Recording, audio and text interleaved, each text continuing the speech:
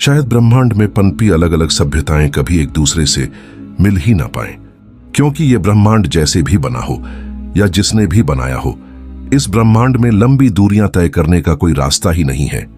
बस वो सभ्यताएं ही एक दूसरे तक पहुंच पाएंगी और मिल पाएंगी जो एक ही सौरमंडल में अलग अलग ग्रहों पर पनपी होंगी।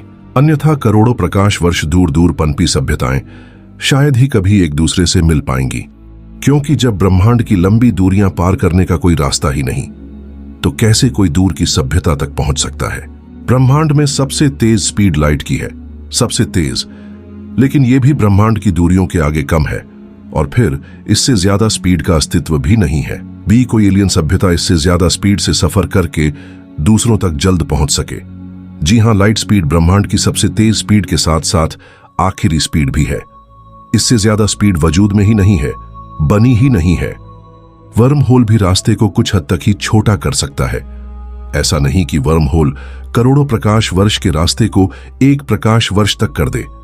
जी हां, वैज्ञानिकों ने और भी कई रास्ते खोजे हैं, जैसे वर्प ड्राइव टेलीपोर्टेशन।